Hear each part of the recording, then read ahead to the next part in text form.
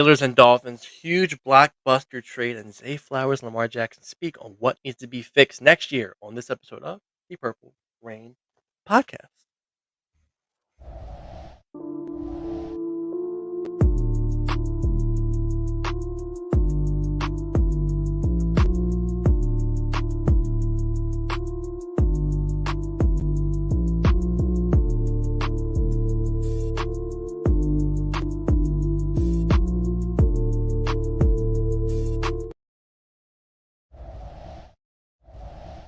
Yes, welcome back to episode 318 of the Purple Rain Podcast.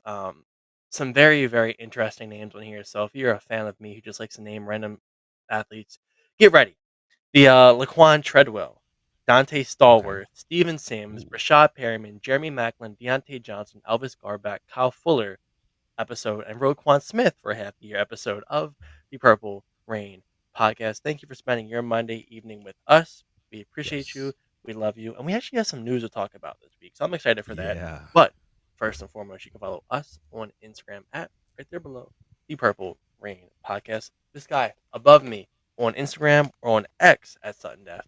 Me, Instagram simply as10.prod, X simply as10, and most importantly, our sponsor, Manscaped. Used it yesterday, got the beard shaved off. The rest will be coming off later this week. But man, easy, no razor bumps, nothing like that. I love it. You should too. Code PRP for 20% off your whole order and free international shipping. So, Yeah. gotta ask you, how was the weekend? How are we feeling? Doing well, man. Feeling well. Just to stick on Manscaped for just 1 second. I was shampooing the good old noggin earlier Uh today, oh. and I remembered that I had the scalp buffer, right? One of Manscaped's best products in my personal opinion, and I didn't even know this. I didn't even know the full benefits of having like a silicone scrubber scrub your head while you're showering, but apparently it like gets the blood flowing under your Oh, scalp and whatnot, and there's like a bunch of good benefits to that, to like hair growth and like having healthy hair, things like that. So make sure you cop up on the scalp buffer. And you can use our code PRP, like you said, 20% off plus the free international shipping. That's always the kicker here on the Purple Rain podcast. Manscaped, Manscaped, Manscaped. We got people trickling in here. If you're in the live chat, let us know. If you're watching on YouTube, let us know in the comment section. If you're watching on X, shout out to you. We do have a lot of viewers on X. Make sure you sound off in the comments on X. Follow us on socials. It should be both tagged on the X post that you're watching this off of. But let's see who's here in the live chat so far. We've got Mod K Dog in the house, says, "Yo, Rain Gang family, what's good on this hot ass Monday?" Yeah, I know oh. it's been hot on the East Coast. It's been really hot. Yeah, I was at the Orioles game on Saturday, sweating my cheeks off. It was very hot there. Thankfully, I was sitting in the shade, but it has been a little bit of the heat wave coming through on Maryland recently. Big win for the O's too, right? Oh no, they got their ass whooped on Saturday. No? It was 11-1. Oh, I could have sworn I Yeah. saw you post something about. Oh, we were down 8-0 in the fourth inning. Okay, you were being like a little facetious, like sarcastic about it, Cause because yeah. yeah, on Friday we won 22-8. The Ravens beat the Mm, Bucks 22-8 on Friday, and then they won yesterday, I think 5-1. So outside of that, I saw the only loss of the weekend, but it's okay. Still a good yeah, time, no matter how you yeah. slice it. All right, let's see who else we got in here. We got Daryl Turner in the house. What's going on? Daryl says, "We live." Yes, we are. Says he loves catching a live show. Smash that like button for the guys. He's absolutely right about that, man. Smash the like button. Subscribe to the channel if this is your first time, maybe second or third time watching the show, and you're enjoying what you're listening to. Make sure you go ahead and hit that subscribe button. But the like button helps us out a ton. K Dog, Mod K Dog, giving a shout out here to the hashtag replay gang. That's right. That's right. That's right. If you're not watching this episode 318 of PRP Live and you're part of the hashtag replay gang, thank you so much for joining this episode. Make sure you like the video. Subscribe if you're new. Lisa Ann in the house says, "Hey, Alex and Sutton Def. The only way I don't think about my cancer is listening to the group Foreigner on my phone." Okay, well, I mean, shout out to you, Lisa. Yeah, Hope you're doing well. And we appreciate you for coming through pretty much every episode and listening to us, thank taking time out of your day. We appreciate you. We thank you. And we're always cheering for you. We're rooting for you. Let me see. Twins 410 in the house says, "What's up, gang? I ain't caught a live one in a minute." Well, you are here, Twin. You you. here, Twin. Appreciate you, bro. Tanja Bowman in the house says, "What's up, PRP and the flock?" Tanja, What's up? what's What's up? going on? Happy Monday evening. We got a great show lined up for you guys tonight, so make sure you stay locked in, kick back, relax, get your favorite snack, whatever you need, because we got some things to get into. Alex, so obviously, first and foremost, first order of business, right? There was a big blockbuster trade that happened. Huge blockbuster trade that happened just this morning between our rival Pittsburgh Steelers and the Miami Dolphins. I'm just going to go ahead and throw it up on screen here. A huge trade, obviously. As many of you guys already know, full terms of this trade here, the Steelers acquired from the Dolphins Jaylen Ramsey and tight end Jonnu Smith, and also a 2027 seventh round pick. And the Dolphins got safety Minkah Fitzpatrick and a 2027 fifth round pick. So, Alex, what was your knee jerk reaction? You've had all day to think about it. I want to know how you're feeling about this Steelers team. Are they rebuilding right now, or what's your current assessment of the Steelers post this trade? I've seen everyone say they're all in, which I guess you can say. But to me, I'll tell you this right now: 26.5 million for Jalen Ramsey when the best player on your team is unhappy, disgruntled, without a contract. Oh, that's not looking too hot. I'll tell you that right now. And you can say, well, the Ravens, we signed Odell. When Lamar didn't sign his contract, but I feel like this is a completely different thing. Um, we kind of knowing what we know now, we kind of had him in our pockets, like we knew we were going to sign him. But this man, and it comes out that teams are interested in TJ Watt. Like he could get traded. The Steelers don't want to trade him, but if there's a point where you're not going to pay him what he wants and somebody else will, that trade request might come in. Unfortunately, crazier things have happened in this league, but right now I'm not moved by it because if they kept Minka, I'd be like, all right, like this is a really good trade. But losing him, I know he hasn't been playing at an All Pro level, even though he was getting those votes. Unfortunately, due to the name factor, it still leaves a huge hole. Because I know he was one of the guys communicating in that defense. So now, who's that communicator? Is it Patrick Queen? Is he going to wear the green dot? I'm not too sure. Deshaun Elliott, not too sure. Uh, I don't know. Can't say TJ Watt because he's not really going to be playing right now for them. But I guess it's kind of combat what we got for Jair Alexander. But I'm liking still our defense a lot better. You look at their defense. I saw somebody put up the picture of the Youngtion. Him and Darius Slay, and then you have Joey Porter Jr. as the young guy. It just is a very Steelers move. There's a lot of egos on that team. I'm not going to go too much into it. It's not the Ravens, but you can kind of let that handle for yourself. Um, it's going to be interesting to see how this team plays out throughout the year. Yeah. And I do want to come back to whether or not you think that the Steelers are rebuilding. Are they kind of retooling? Are they going all in? I want to ask you that next. But in terms of like my reaction on, this trade happening, all I was really thinking about the entire time is TJ Watt, right? That is kind of like the biggest domino. That's the biggest shoe that has not dropped in the Steelers offseason. They have not extended him. Before I get into anything else, we do have a super chat donation. Jabari Cruz Ellis in the house dropping the 5-piece in the chat, making it rain here on episode 318 of PRP. Says, what's up, Purple Rain Gang? Steelers, Dolphins trade. Also, how are y'all enjoying the summer? Enjoying the summer just fine, Jabbar. I mean, it just started and it's super hot. It's super hot pretty much everywhere across America right now. So the heat and the sun is not discriminating. So I don't really like that part about it too much. But Alex, how are you feeling about the summer? It's good so far. I can't lie. Getting out, enjoying it. I mean, I'm taking the heat over the cold. Unfortunately, um, I'd rather kind of be hot at a game than sitting in 15 layers of clothing cold at a Ravens game. But I'm gonna enjoy it and enjoy the most of it. But yeah, back to this Dolphins Steelers trade. Thinking Yeah, about TJ Watt. yeah, yeah. So TJ Watt, the biggest thing for me is that, I mean, you mentioned it before today. Before today, TJ Watt was the highest paid player on the Pittsburgh Steelers. Post today, he will no longer be the highest paid player on the Pittsburgh Steelers. That will actually go to Jaylen Ramsey now. And I think that, with him already having a tough negotiation process with the Steelers front office, this only puts more strain on the relationship, right? It'd be like, Alex, it'd be like, you have like a friend, right? And that friend, you held him down for dinner like one day. You paid for his dinner, right? So he owes you money, right? He owes you money. But then 2 weeks down the line, when he says he's going to pay you, you see him on Instagram or on Snapchat going out and partying and whatnot and spending a bunch of money, and he still hasn't paid you back yet. It's kind of like one of those situations. And if you're TJ Watt, I can't help but think he's not feeling that kind of way. You know what I mean? He already did not show up to mandatory minicamp, so he's clearly disgruntled. And I think that this trade here, and I haven't even really talked about the people in this trade, but I think that this trade here kind of brings us to a crossroads with TJ Watt. It's either they're going to get a deal done soon and very soon, like in the next week or so, or they're going to start really fielding calls from these other teams who are reportedly are interested, like you said, and they're going to try to shop him around.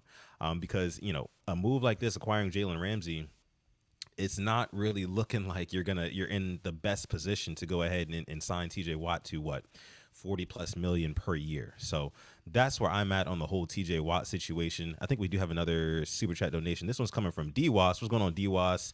I appreciate you for coming through, for dropping the 2-piece in the chat, making it rain here on episode 318 of PRP. Says, what referee are you excited to see this year? Oh yeah, DWAS was our guy, giving us the officials before Ravens games every week last season. Refs, I'm excited to see this year. I mean, I really don't know. I mean, I don't know. Sean Hockley, I don't know.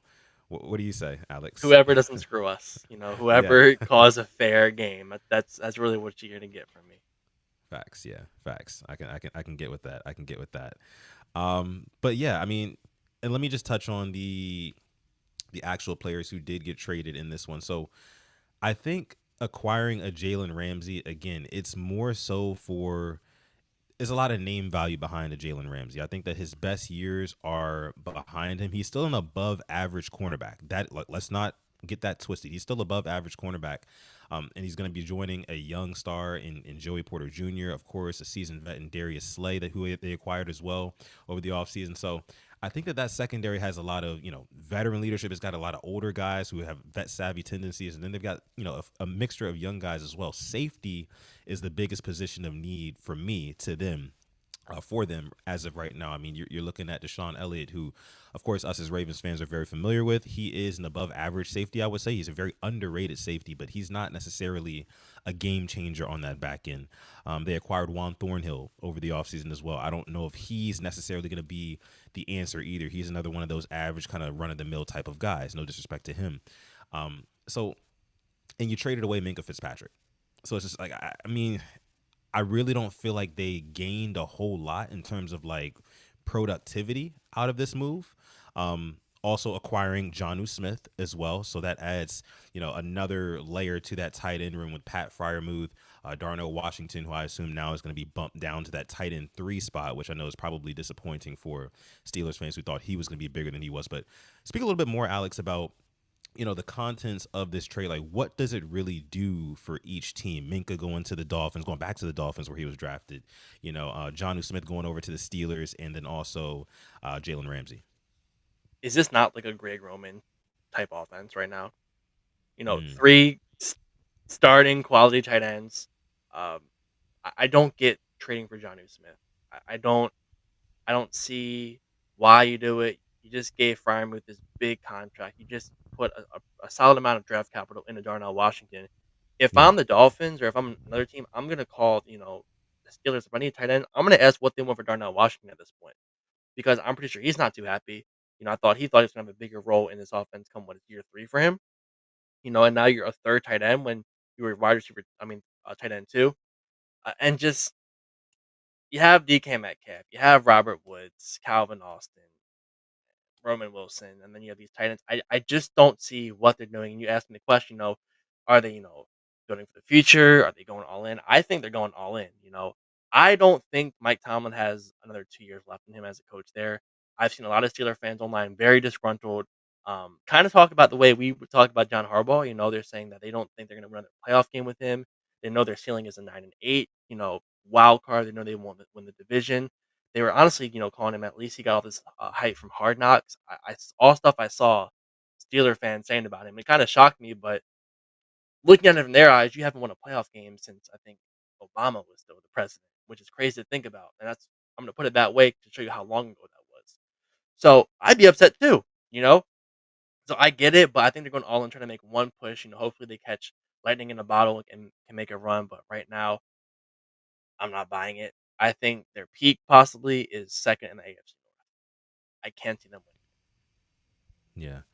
I'm just trying to figure out like who on this Pittsburgh Steelers team is going to elevate this team, towards the top of not even just the AFC, but like the AFC North, because it's a gauntlet of a division.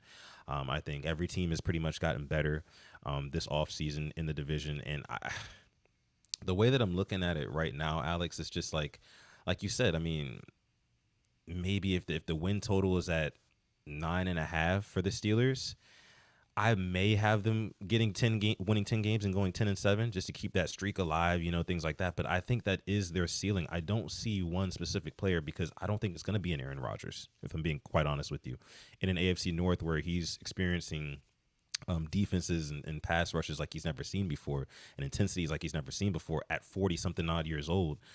I don't really see him having that transcendent effect on the Pittsburgh Steelers offense, especially considering how they like to run their offense. I mean, if you're really going to let Aaron Rodgers be Aaron Rodgers, you got to let Aaron Rodgers be Aaron Rodgers. You can't be running the ball first, second down, and then third down. All right, we need a throw. Aaron Rodgers can do that, but I would think you would want to get him into a rhythm at this stage in his career. I don't think that he's going to be, you know, kind of hitting his stride every single week. And you look at their weapons: DK Metcalf, Calvin Austin, Roman Wilson. I think that those guys are going to be under a lot of pressure. Again, no Najee Harris this season. Jaylen Warren is going to be shouldering a lot of the pressure. So the offense alone, I think, is going to be under immense pressure to really, really put up points and keep up with some of these offenses in the AFC. Because, the Steelers kind of run like more of like a traditional offense. It's not really like the modern type of offense in the NFL where it's more dynamic and things like that. So if Aaron Rodgers can turn back the clocks for 1 year, apparently this is his last season, right? If Yeah. he can turn back the clocks for one more season, then we'll see what they do. But right now, I'm putting their win total at probably about 9 wins. I'd say about 9 wins. And this might catch a lot of flack, and I might, get pushed back for this. I'm gonna read you off their first 8, 9 games. Okay. It was Jets, Seahawks, Patriots, Vikings, Browns, Bengals, Packers, Colts. Don't be surprised if they start off like 6-2. Same thing Yeah. happened last year. They're gonna catch fire early, but I think it's gonna go down the hill, and you know they'll be applauding them, saying, "There go the Steelers. They did it again," just like they were Yeah. with let Russ cook, Mister Unlimited, and then they kind of got brought back down there. I can definitely see that happening. Only possible losses I can see, maybe to the Bengals or the Vikings. I think they'll beat the Packers. I think Aaron Rodgers will have like that one amazing game, like 4 touchdowns, and he wants to beat the Packers. But outside of that, I think they'll win most of those games. And once you face the back end of the schedule, um, they got Chargers, Bengals, Bears, Bills, Ravens, Dolphins, Lions, Browns, Ravens. It gets a little bit harder. Um, Yeah. I do think they'll drop off there. Yeah. I mean, I agree. I honestly, I think that it's gonna take like a feeling out process, an adjustment process. Um, because honestly, if you look at the Steelers offseason, it looks like I don't think that they're rebuilding, so to say, but they're kind of reloading in a way to me. Like they to me, rebuilding is like, okay, we're gonna clean house here, specifically coordinators and quarterback, right? Or maybe even head coach.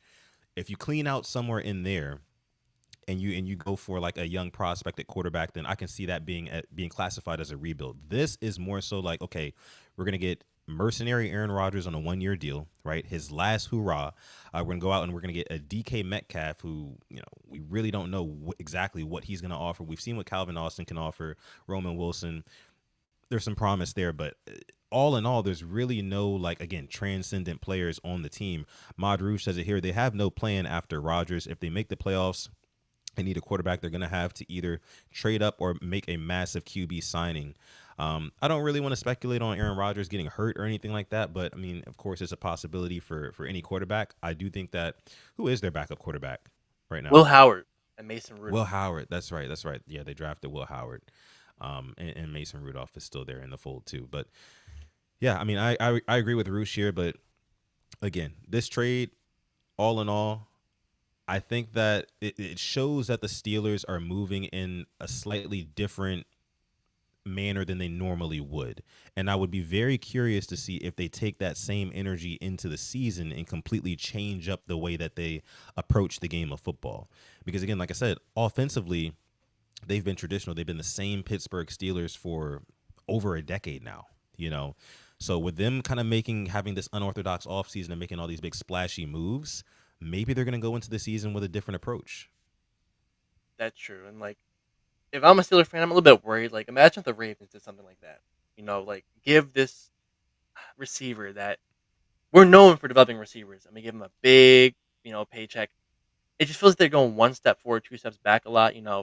Pickens trading him, then DK. I mean, they trade for DK. All right, cool. You have him and Pickens now. You trade him. You have Minkah, and you could get Jaylen Ramsey to make the defense even better, but you trade your state. It just doesn't make sense to me in a bit. And like if you look in the outside, they're getting all these players. Like I think they're gonna. It's gonna be a big expectation in Pittsburgh now to maybe win the AFC North. Inside, internally, not from the outsider, from uh, us or the media. But if I'm looking like as a Steeler fan, I better see an improvement from last year. You got rid of the so-called cancer. Minkah Fitzpatrick was allegedly the one who wasn't communicating or was at the wrong spot on the play in Kansas City when they lost, and we won the division the next week. And obviously, we know what Pickens is. So I don't know what they're doing. It just feels like this could be the year where it could really all fall apart, or it could be, maybe we're just stupid. And Omar Khan is cooking, and he's the con artist. But this could really blow up. I mean, I see no difference right now. Look at the Jets roster last year, and the year before. They had talent all around. Devontae Adams, Garrett Wilson. They got Alan Lazard for Aaron Rodgers. Brees Hall didn't work. That defense was a good defense. Didn't work. So I think it's gonna all start with Aaron Rodgers, and I just don't see it ending well. Yeah, I mean the only argument I'd make against that is that I think that the Steelers are a much more stable organization and franchise than the New York Jets are, and I think that Aaron Rodgers will benefit from that. I think Aaron Rodgers has a lot of respect for Mike Tomlin, and likewise Mike Tomlin does for A Rod. So I think that if Aaron Rodgers can really, if he can turn back the clocks and not make a bunch of mistakes, you know what I'm saying, and like get them down the field and put them in a good position, because the defense is gonna do what the defense has always done for the Pittsburgh Steelers. It's gonna be pretty stout. Um, they can potentially make some noise. I just think that there's just too much other competition around them in the AFC, and some of those close games. Well, some of those games towards the end of the season are going to be a lot closer than the ones in the first half of the season for the Steelers, and I think that they drop a couple of those ones in the back half of the season. So let me see. The Don is in the house. What's going on, Don C? Says, what's up, PRP, Alex Sutton, and Best Moz on YouTube? So, Yes, sir. uh, Appreciate you for coming through, Don. Okay. Rod Wave says they have to win a playoff game before we should pay attention. Yeah, man, it's been looking rough for them. It's been looking rough for them. But yeah, so that is the length that we're going to talk about the Dolphins and Steelers trade that happened this morning. Big blockbuster trade. We do expect more news coming soon from the Pittsburgh Steelers, whether that be a TJ Watt extension, a trade, who knows? But I think that's something. I think that the Steelers are not done. I don't think the Steelers are done. So let's go ahead and move on here to our second topic of the episode.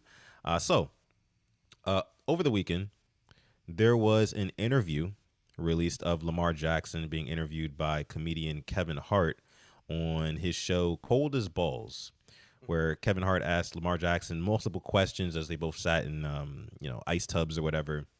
And he asked him multiple questions about like his career, upbringing, things like that. And there was this one point in the interview where it kind of like piqued my attention, because Lamar Jackson talked about being a vocal leader, which is something that we haven't really seen too much from him. But I'll shut up. I'll let Lamar Jackson go ahead and tell you. Here's Lamar. I'm really not outspoken, like being vocal with my guys, like, oh, let's do this and that, or got a great motivational speech. I don't have that. I just pretty much lead by example. I go out there, I'm going to work hard. I expect that out of you. But as I've been growing in the league, it's like, nah, you got to talk to the guys. Coaches and stuff like to tell me, like, talk to the guys. I'm like, all right. Now I talk to them one-on-one, but certain things I'm seeing, I got to voice it more. I gotta voice my opinion more to those guys. Love a man taking accountability. And that's, I think a lot of people's biggest gripe with Lamar is he's not a quote unquote vocal leader. We see Roquan Smith giving the huddle speeches, or we see Calais Campbell giving them years prior. I think we only saw Lamar once, and that was against the Titans in 2020. He did lose that game at home. But I appreciate it that, he was that open and that, I say vulnerable, because, a lot of people can take that now and throw it back on him. You're getting paid all this money. Why aren't you a leader? But for me, I mean, it's worked, pretty good, this far, but I can definitely see where he's coming from. And, you know, the first step I think is to growing, is to admitting, where your shortcomings are. Just to seeing that's a lot for me. Yeah, I mean, I can definitely agree with you there. I mean, acknowledging is the first step always.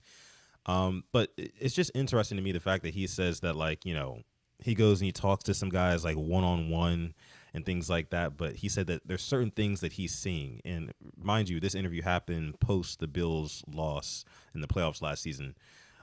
He said there's certain things that I'm seeing that kind of show me that I need to do that. I need to be a lot more vocal. I need to be in the locker room. I need to be, one-on-ones in public, in front of everybody, everything, everywhere. And I think that that's huge. That's huge because if you think about it, there's like these, and I think a big problem with the Ravens' playoff struggles, like a big reason why they're having these struggles, there seems to be these mental lapses, right?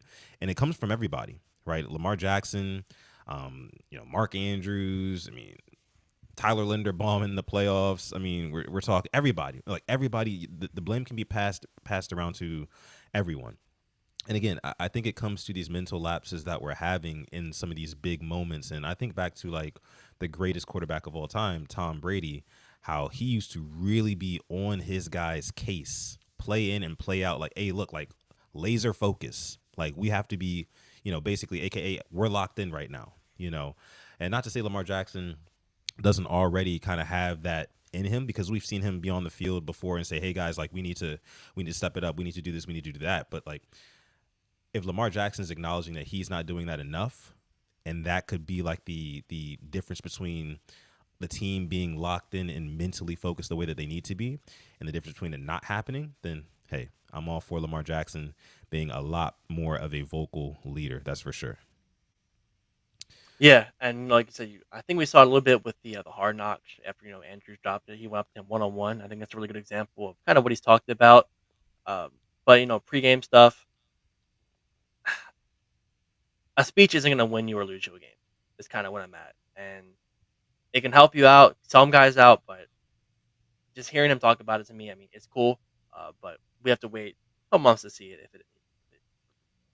But Alex, it makes me think about what we talked about on the last episode of the show when we were reviewing what Anquan Bolden had said on that podcast about how back in 2012, I mean, guys like Ray Lewis, Ed Reed, Anquan Bolden himself, Bernard Pollard, like the dogs, they basically stepped up and stepped in and said, hey, look, like coaches, like, yeah, I mean, you guys are coaching us. Harbaugh, we know you're a player's coach, whatever. But like, look, we got the leadership part of it. We got like the discipline part of it down. Like, let us handle that. And like, the troops will all galvanize around us. I mean, you had guys like Jacoby Jones playing out of his mind in the playoffs, right? And you can't tell me that, the leadership in the locker room didn't have anything to do with that. Joe Flacco playing out of his mind, 11 touchdowns, no interceptions in that postseason run.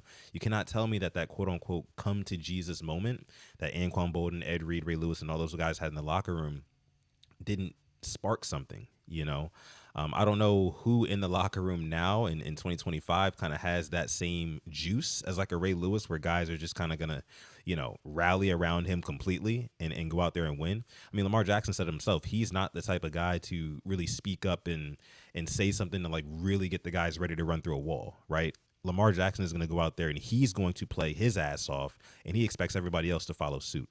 But that's just not the way it works with everybody. You know what I mean? Not everybody can be a perennial all-star, multi-time MVP. Like some guys need that leadership, right? Yeah, I don't know who it is. I don't. I mean, probably Roquan, but I would like my $100 million linebacker to make plays in the playoffs. Unfortunately, and I feel like that's It's kind of yeah. It that seemed falls. like it was going to be Roquan until Yeah, after the 2023 AFC Championship game. yeah. Like I'm kind of tired of. I'm not saying it's stale, but it gets a little frustrating. I need to see it from you as a leader. I see it from other guys. I see Kyle Hamilton as a leader. I think he stepped up in playoff games. Yeah, he gave a touchdown to Travis Kelce, but I think we all can admit what else are you going to do in that play? They put Yeah. that ball in the only spot where they can catch it. I think defensively as well, in the Bills, he played well. The one deep ball we gave up, Brandon Stevens lost him in coverage. Was not his fault. So I think a Hamilton can step up this year. I think he got that fifth option pick up. Hopefully we can extend him and he becomes leader of this defense. I would love to see that. But I just don't see who else can do it. I'll be honest with Yeah. Definitely need a guy like that. I would say, a Jair Alexander is a name for me. He's a guy who's still got a lot of talent. If he can stay healthy, he's a dog in his own regard. I think that he can kind of inspire or ignite a fire into some of our other guys, especially in the secondary, at least. You know, Roquan Smith, again, would love to see your $100 million linebacker make bigger plays more often, and especially in the playoffs, and really be that dog that we know him to be. So we'll continue to monitor his progress here in Baltimore. Let me see. Tanja says the team should be all on the same page. The players need to be dogs and make your plays in the big games. No drops, bad snaps, and defenses getting the ball back to the offense. No fumbles. Yeah, Tanja, I mean, again, it's these mental lapses, right, that seem to happen every playoffs. And, like, they're so frustrating when they happen in the playoffs in these big games, because it's just like, okay, I've been watching this team for 16 regular season games, and we just do not ever look like this. But on the biggest of big stages, we're having these mental lapses again.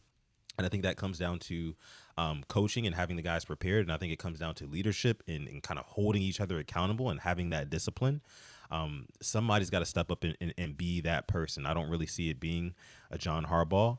I think he's a player's coach, but kind of from the outside looking in sort of thing. I feel like there's two types of players coaches. There's players coaches who, again, they love their players and their players love them, but there's kind of like a disconnect. Like, it's like, I'm over here as the coach, you guys are over there as the players. And then you have like players coaches who are like in the mix with their players. Like, they really feel like they're one of them, right? You can like look at like a Dan Campbell, like a Mike Vrabel, like guys like that, you know. I feel like that bodes well for a locker room, especially younger guys. But neither here nor there. I don't want to ramble too long, but Tanja, I definitely do get your point there. Okay, let's go ahead and get into our last topic of the episode. So this one was another interesting piece of information that dropped this morning, and it was a video from Zay Flowers making a promise to Ravens fans. I'm running straight this year, y'all. I'm running straight. No more cutting. They say I be cutting too much. I'm like, yo, you see how big them niggas is out there and they running towards you like that? Shit. I'd rather cut than be sorry. And that motherfucker's dead, bro. For real, though. And my shit be so fast. I be moving so fast in my head. I'll be honest, I didn't see that video until then. So I was not expecting what to see. It just got better and better. He isn't wrong, number one. You gotta protect your body for anything. She don't want you to run straight and you run into like a safety who just, takes you out the game for a bit. But there is times, like we said, talking about big, you could have outran, what was his name? L'Jarius Sneed in the AFC Championship game. You could have outran him. You could have outran a couple of guys. Yeah. And I think back to that Broncos play. He outran the whole defense, and that is not a bad defense. You have somebody, where you put the Broncos defense, it's most likely top 5, if not top 3. He outran all of them and made them look silly. So I'm glad he sees it, and I'm not sure if he was joking or anything, but even if he improves on just a little bit, his offense is that much better because he is fast. Yeah, absolutely. D-Wiz says it here. He is a lot faster than he thinks he is, and I totally agree with that. I mean, that one against L'Jarius Sneed in the AFC Championship game, that I had forgotten about that until you just brought it up, but that one does haunt me because, like, bro, if you just run straight, I promise you, you're probably going to beat him around that corner. You're going to beat him around that corner, and you're probably going to score right there, or at least set us up at, I don't know, within the 10, or maybe the 5, something like that. But yeah, man, I mean, it's good to know that he is acknowledging. I guess the theme of this episode, right, the last 2 topics is acknowledgement, right? And Zay Flowers, it's good to hear that, he's listening to the criticism, as I'm sure a lot of the players do. A lot of them just don't speak on it, but he's actually speaking on it and saying that, like, okay, you guys are saying I need to stop cutting as much. I'm going to run straight this year. That's great news for, this music to my ears, because I'll put it like this, like, with the Zay Flowers, I think, again, he's a lot faster than he thinks he is. And I'm not telling him, as a Ravens fan, I'm not telling him, or I'm not wanting him to stop cutting and juking at all. Like, I'm not telling him to do that. I would just much rather you make one good move, pick your angle, and just go for it, right? Like, getting north is a lot more valuable than going east to west to try to get a little bit more north, because that ends up not working out the way you want it to, because you juke 3-4 times and now they're in the great position to tackle you. I think that with a guy like Zay Flowers, of course he is a little bit smaller, undersized receiver compared to a lot of the other guys on the field. But the thing is, Zay, if you run by these guys and you make them get parallel to you, they're not going to be able to put all that weight and size on you if they do not have the angle, right? So it's just like, just run straight. I'm glad he's saying this. Like, again, it's music to my ears. Just run straight, get as many yards as you possibly can. That's going to bode well for this Ravens offense. Yeah, I think we kind of saw the speed. There was that deep ball against the Steelers where he caught it and he had a guy drape on his leg and, kind of fought him off. You know, then it slowed him down enough for someone else to catch him. But have this God given ability of just speed. And I do agree with what the guys are saying here. He doesn't understand how fast he is. And I believe D Wiz brought up the touchdown against the Dolphins. He slowed down and still outran Deshaun Elliott on that. Yeah. That's not something we can just overlook. Slowed down, still outran him up the field. That's just God given talent. So if you can mix in a little bit of the sprinting and the cutting, you're just that much better of a receiver. So it's kind of cool, seeing the acknowledgement. We still have a couple months to see how they do with it, but as for right now, it's all good things to hear. June 30th, and it's the Ravens news I want to be hearing rather than what other teams are doing right now. So I'll take the news. Yeah, definitely will take the news. That is for sure. I mean, and just to kind of put a bow on this topic here, I know a lot of fans, Ravens fans, that is, did not really like the way that Todd Monken was utilizing Zay Flowers up to this point in his career, kind of using him as a gadget guy, wide receiver screens, things like that, getting him the ball around the line of scrimmage and expecting him to kind of be like a vintage Debo Samuel of sorts. I'm of the school of thought that let's not get Zay Flowers because he is undersized. Let's not get him the ball around the line of scrimmage because there's an initial wave of guys. Maybe it's the linebacker, maybe it's the safety who came up or whatever, who are going to try to tackle him first, right? And what he does is try to juke his way around the first wave of guys and then get north. But by that time, he's already getting tackled. So a lot of times on those screen plays that we give to Zay Flowers, he's only gaining like maybe 3 yards, 4 yards, right, before he gets tackled. Get this guy the ball in the middle of the field, let him turn up field, make one move, and just go. That is the type of Zay Flowers usage that me personally, I would want as a Ravens fan. So I know Todd Monken isn't listening, but I'm just going to be so very curious to see how Todd Monken wants to utilize Zay Flowers going into his third season. Yeah, and you've seen him work against some of the best corners in the league and really not saying have his way with them, but winning solid reps and catching balls and you know doing what he does best. I think we used him best. I'm pulling up the game against I believe the Bengals, the one we won in overtime, that 41-38. He wasn't running. Thank you. Yeah, the allergies even now are kicking my butt. We weren't running him on just those gadget plays. It was 10, 15 yards down the field, which that's kind of where he makes his money at. That's his bread and Yeah. butter compared to behind there. And I don't want to have another Duvernay Prochet, but a guy like Wester can really, I think, take over those gadget plays and those behind the line of scrimmage plays. I think he's a different receiver in that aspect and a little bit more shiftier. Um, and it's just something that nobody's really seen yet. So, Zay, 10 to 15 yards, Bateman, we know what he can do, and Hopkins now. It just opens up his offense, I think, even more. Franco says here with DeAndre Hopkins, he can see Zay Flowers getting underneath routes.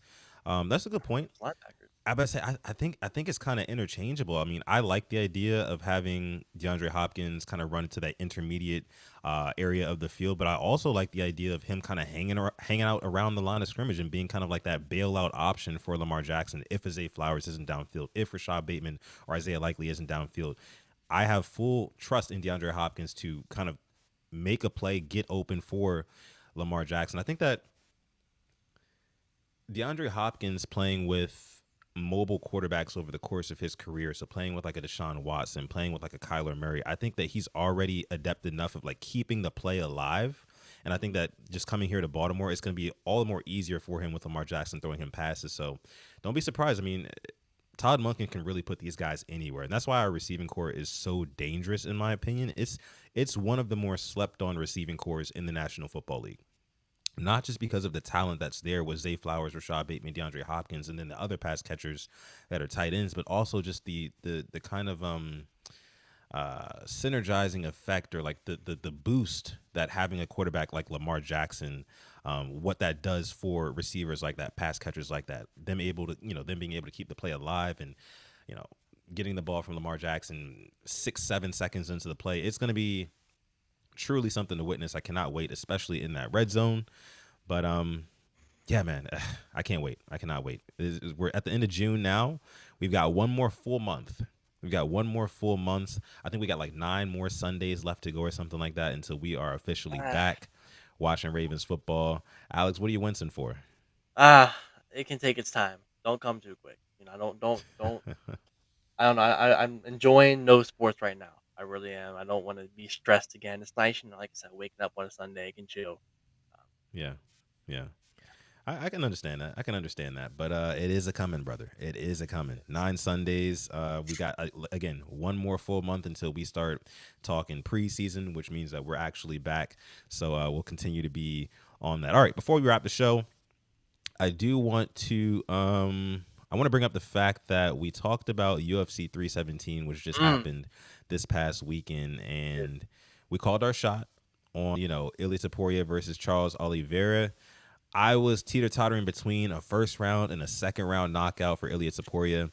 Ilia Topuria ended up knocking out Charles Oliveira out cold in the first round. That was incredible to watch. I don't know if you saw it, Alex. Did you? I did see it. Yeah, it was a nasty knockout, and I think that Ilia Topuria is your new Conor McGregor in a lot of ways. I think he's the new Conor McGregor, but even better. He's already got a better resume than Conor. And he's got the star power too. He's not American. He's from Georgia, the country of Georgia, that is.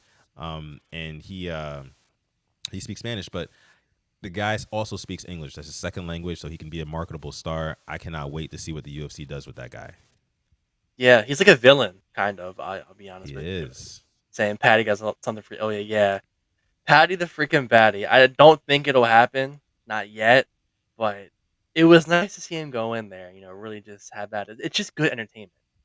I'm not going to get mad at it. It is, but I will tell you this, as somebody who's been watching fights for a long time, and as somebody who can like read like body language and cues and things like that, Patty the Pimlet wants no smoke with Ilia Topuria, bro. When they got in that octagon together, bro, and they were like facing off with each other, like Patty couldn't even hardly say anything bad about Ilia. Like Ilia was in his face telling him that he's gonna knock him out. He's gonna knock him out. And Patty couldn't even say like, no, I'm gonna knock you out. He's just like, no, I don't get knocked out. You're not gonna knock me out. You're not gonna knock me out. It's just like, bro, like I feel like he's already thinking. He already knows what's gonna happen when they fight. So whenever they do fight, it's gonna be a great one. Because Ilia literally hates Patty. He does not like him at all. They've had multiple like run-ins where they almost literally got into like unsanctioned fights like around just in these streets and whatnot. But it's crazy because Ilia really loves Charles Oliveira, the guy he just knocked out. So imagine what he's gonna do to a guy he hates if this is what he does to a guy that he really loves and respects. So man, cannot wait for that one. I think it's rumored that Patty the Baddie is actually gonna fight Justin Gaethje next in July or August, something like that. So that'll be good if that does end up happening too. But I just wanted to touch on that before we go ahead and wrap this show. This episode 318 of the Purple Rain podcast. I want to thank each and every one of y'all watching live right now, whether that be on YouTube or X. We appreciate y'all. Make sure you like the video. Subscribe to the channel if you did enjoy this live stream. We'd appreciate that. Again, you can follow us on Instagram at the Purple Rain podcast. You can go on Manscaped. Get yourself anything off of manscaped.com. Use our code PRP to save yourself 20% off at checkout plus free international shipping. You can follow me on Twitter or Instagram at Sutton F. You can follow Alex on Twitter at SimplyAS10 and on Instagram at simplyas10.prod. Let me see. K-Dog says, so by your thinking, who wins, Joshua Van or Alexander Pantoja? That would be a crazy good fight, man. I really don't know. That's one of those... I have to go back and watch some tape and really look at some tendencies because right now I'd probably go Joshua Van. I just think he has slightly bigger punching power and he's younger, hungrier. But I'd have to go back and watch some tape on that one, K-Dog. But all right. With that being said, we're gonna go ahead and end this episode of the show. With that being said, I'm gonna let my guy Alex take us out. Yes, thank you for coming through to episode 318 of the Purple Rain podcast. Love you. We appreciate you. As always, stay positive, test negative. Yes, and never, ever, ever forget, even on the rainiest of days, to call God. This is episode 318 of PRP. We're going to catch you guys in the next one. Peace.